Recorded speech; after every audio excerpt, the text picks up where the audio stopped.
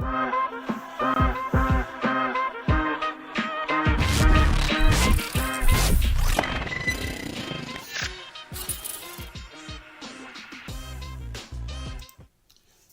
morning. Happy Sunday.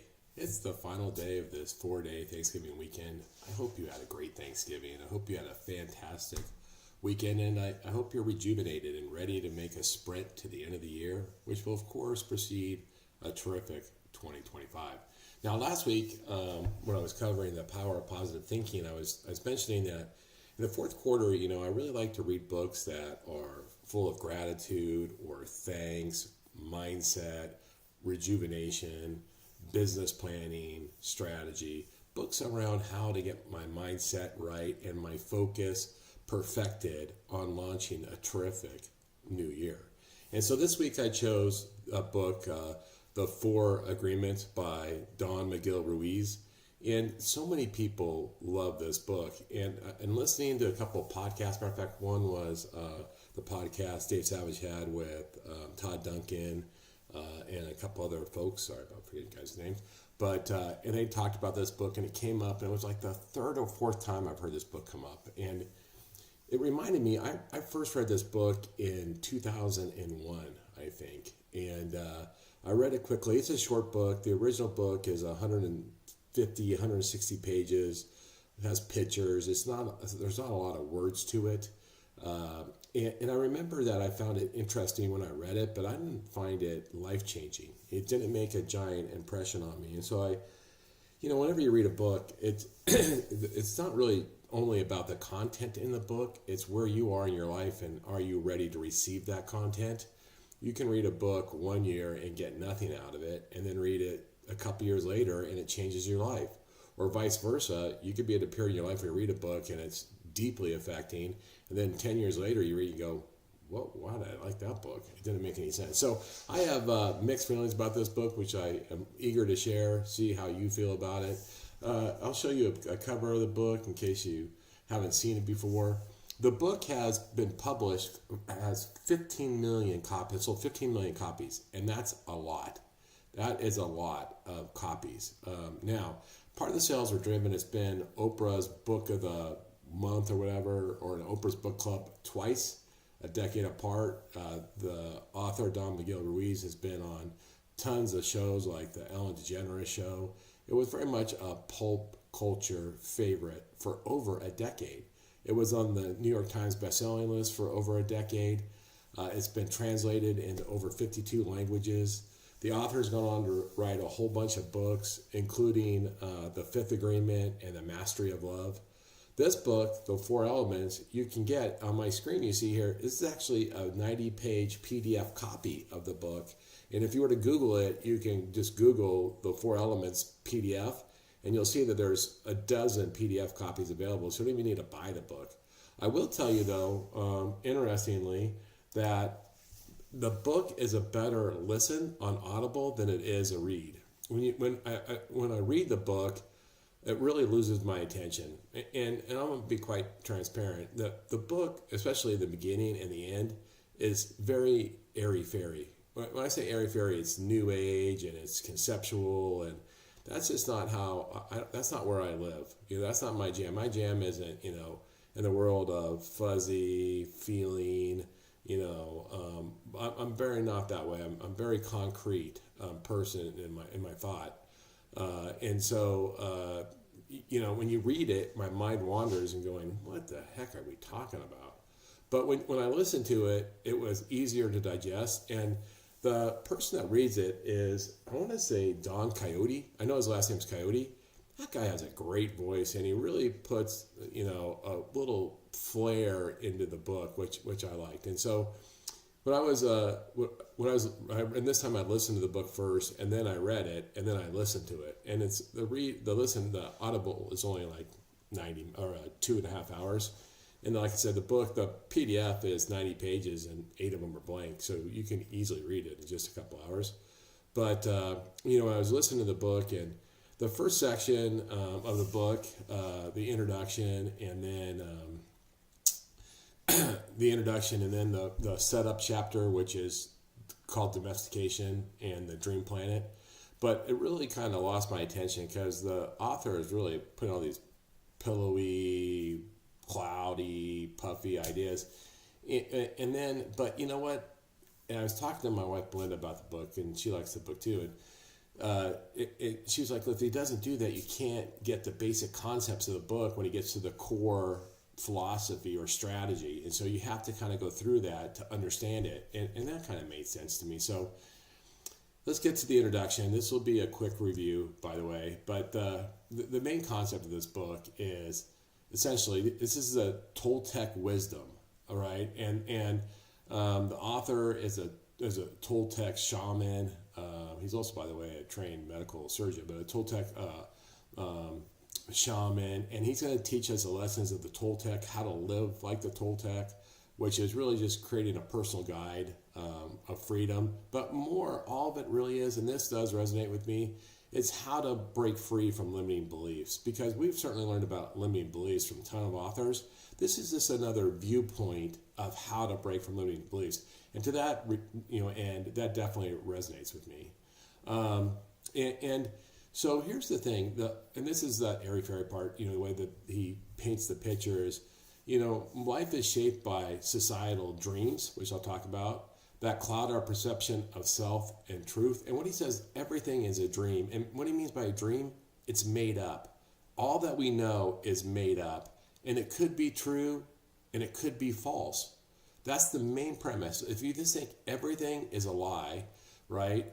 And it doesn't become a reality until you accept it. And that's what the agreement is.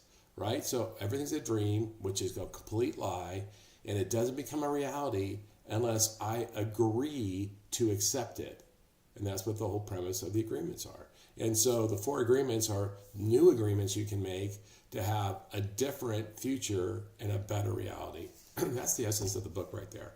Number 2, really interesting concept. This actually where it started to catch my attention a little bit better. It's called domestication and the dream of the planet. And here's what this simply says. Humans, all animals on the planet, but especially humans, get domesticated. And domesticated simply means conditioned. That's what domesticated means, conditioned. And so we are conditioned from birth to conform to societal expectations, right? Like our parents tell us, good boy, bad boy, good girl, bad girl, don't do this, do this. This is what this means. This is what it doesn't mean. Right? And all they're doing is imprinting us with what they know. But through generations of time, through decades and centuries, all that we know is made up and not necessarily true. And so when we conform, when we become domesticated by conforming to societal expectations and teaching, we now are limiting our beliefs. And this is a really interesting point because he later goes on in the book that we are auto-domestication. Like after we learn the rules of society, we then police ourselves, right? And we police ourselves by perpetuating false beliefs. So there you go. But chapter 3 gets into the meat. The 4 agreements are great, are really good, and I enjoyed them. So the first agreement is be impeccable with your word. And the thing about that, right on its face, that's a great sentence. That strikes you. Be impeccable with your word. And when you hear that, you go, gosh, you think integrity or honesty. That's not what it is at all. That's where I was surprised because I was like, oh, I get that. I don't even need to read that chapter. Unfortunately, you don't get to skip chapters when you're trying to do a review. But, and here's the thing. And here's what, and so let's just go, impeccable means without sin. That's what impeccable means, without sin. And if you read the book, he goes into what the origin language is and whatnot, right? And so being without sin, right, is to speak truth and to live truth, right? And so negative words spread emotional poison and cause harm to others and themselves, and of course are bad. Being impeccable means aligning your words with truth and love. Very interesting. And the thing is, he goes in, the main part is do not sin against yourself. That's the first part of this concept. Do not sin against yourself. Do not lie to yourself. Do not harm yourself. Do not have these beliefs or agreements that are not reality and do not help you, essentially, right? And then once you can master doing no sin to yourself and you get good at it, then don't sin against others, right? Don't do truth and love to others. Don't cause harm. Don't do emotional poison. And so that's essentially what be impeccable with your word is. Don't trespass against yourself, which makes sense. All good. The next chapter, which is the second agreement. I like this one. Honestly, the 4 agreements are good. And I guess you have to get through the initial stuff to understand these agreements and the language that he's using. But the second agreement is don't take anything personally. And here's essentially, here's the core thought. What others say or do reflects their reality, not yours.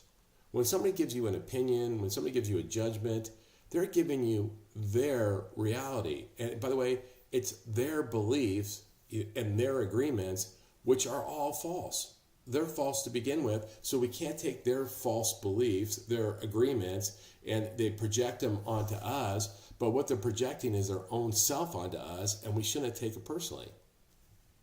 I like that. And that, by the way, that chapter is really worth listening to because he does a great job explaining why here's how people come up with an opinion or a belief and their agreement. And here's why you should never worry about it, And then he goes on, if you believe somebody's opinion about you, right, their belief about you, right, but that is actually a form of selfishness because what you're doing is you're giving yourself self-importance, right? Because what you're saying is that I'm the center of the universe, everybody is thinking about me. If they talk about me, because I'm the center of the universe, it must be true. And so part of the thing of not taking anything personally is, you can't just be completely self-centered. You have to set aside personal importance because that's selfishness, and so emotional freedom comes from recognizing that others' actions are all about them, not you. It's like, have you ever been walking a room and somebody's in a really bad mood and you go, gosh, what did I do? That's total selfishness. That's total importance. I'm the center of the universe. I must have affected them. When in truth, it might have been they ran over their cat on the way to work. We don't know, but we make it about us. And so that's kind of one of the core beliefs that don't take anything personally, which I kind of like. The third agreement, don't make assumptions. This all links back to all of our beliefs are a lie. And then and by the way, if we accept somebody's belief, that is an agreement, and it becomes our belief, whether it's true or not. And the chapter here is just don't make any assumptions. Assume everything is. Don't assume it's a lie. Don't just assume it's true. Don't assume it's false. Instead, openly communicate and ask a ton of questions to avoid misunderstanding. Simple as that. Simple as that. Now, the fourth agreement. This is a simple statement, and it doesn't really get more complex through the chapter, which is always do your best. Always do your best, right? And by doing your best, you live without regret, Now, here's a couple of things on always do your best. He goes into quite a bit of detail about your best will vary. It varies on your physical or emotional state. It varies based on your age or location, your point of life, right? And he goes on and is like, look, don't try to do more than your best. One, you can't do more than your best. Two, it'll completely wear you out, right? Because you'll have to use a ton of energy to do more your best, and you'll actually end up harming yourself. And then the other thing is to avoid self-judgment, and that is comparing your best to perfection, which is what we all do. One of our enemies is perfection, and so when we're judging others or we're judging ourselves, we judge them against perfection, which is unfair, which then tries to get us to do better than our best, which leads to complete failure. And instead, he suggests this constant effort leads to mastery and fulfillment. So there you go. Those are the 4 agreements. There's a couple more chapters. I'll only cover 1 or 1.5 of them. And chapter 7 is the Toltec Path to Freedom. And that's kind of, okay, how do you apply all this, right? And in this, he's like, breaking old agreements is essential for achieving personal freedom. But old agreements are rooted in fear and societal conditioning. They're very, very hard to dispel. And the only way you can really get rid of an old agreement is to replace it with a new agreement. Now, what does that sound like? That sounds like the greatest salesman in the world, right? Where only a new habit can replace an old habit. right? To force it out. Same thing here. Only a new agreement, a more powerful one, a more positive one, can replace an old agreement. And remember, an agreement is when you accept a belief, whether it's your own belief or somebody else's. Whether it's true or not, it doesn't have purchase on you until you agree to it, right? In your mind. If somebody gives you an opinion, somebody says you're fat, and you go, "Gosh, I must be fat." You just made the agreement, right? Well, you don't have to make the agreement. It's very interesting. But anyway, so breaking old agreements is hard. You can only do it when you replace new agreements. Now, in this chapter, this is a very lengthy chapter. He goes through all the arguments why we cling to old agreements, and he gives you 3 ways to kill an old agreement. It's kind of interesting. It's a little lengthy. There's 3 different methods to kill it, so to speak. And then, so the chapter 8 is the new dream, heaven on earth. And in this chapter, he just talks about living your authentic self and how much, here's the thing. So when we live in our world, our domesticated life, beliefs that have been forced upon us and conditioned upon us, we have a really difficult mindset, which makes us live in hell in our mind. That our current belief system and our agreements forces us to live in hell. And that we can, in the book ends, we can live in heaven in our mind if we just make these changes and accept these 4 agreements. And because our new dream state, which is beliefs, dreams are beliefs, starts to serve us versus harming us, and we start to live authentically the life we're meant to be, that we choose to live, and we live a life without any type of judgment or fear of judgment. And that leads to our personal heaven on earth. That's when you don't care anymore. You're just free to be your ultimate self. You're living heaven on earth. So that's the last formal chapter. And then there's a lengthy chapter called prayer, where he does a Toltec prayer for about 5 pages. And so there you go. That's how he wraps up the book. Now, a couple things. I'll just remind you of a couple of the key concepts, and then I'll share a couple of quotes that hopefully will entice you to read the book. It's worth a listen to. I would listen to it, right? So here you go. Words shape reality. Be mindful of the power of language. It can either heal or harm. Self-liberation. Don't take things personally. Others' actions are not about you. Clarity over assumptions. Communicate openly to avoid misunderstandings. Effort over perfection. Always strive to do your best without self-criticism. Freedom from fear. Challenge societal and self-imposed beliefs to live authentically. And then the new dream, replace fear-based agreements with love-based principles to achieve inner peace. He definitely ends the book with this thing in his prayer about how you can love everything and life lives abundantly. I'm going to share a couple of quotes, 3 or 4 quotes from the book. Hopefully you'll find them. The one that summarizes the entire book: be impeccable with your word. Don't take anything personally. Don't make assumptions, and always do your best. That's the essence of 4 agreements. Another one: true justice is paying only once for each mistake. True injustice is paying more than once for each mistake. This is a really good concept. It's only humans can actually suffer from a mistake multiple times. The punishment from a mistake. Everything else in life is set up. You make a mistake and you pay for it immediately, or you pay for it once. But we pay for it repeatedly. Like if we do something dumb or something we shouldn't have done, we beat ourselves up multiple times, sometimes over decades, right? Where that is part of the hell we live in. So, and that's what he calls injustice. When you have to pay for a mistake more than once. Here's another quote: whenever we hear an opinion and believe it, we make an agreement, and it becomes part of our belief system.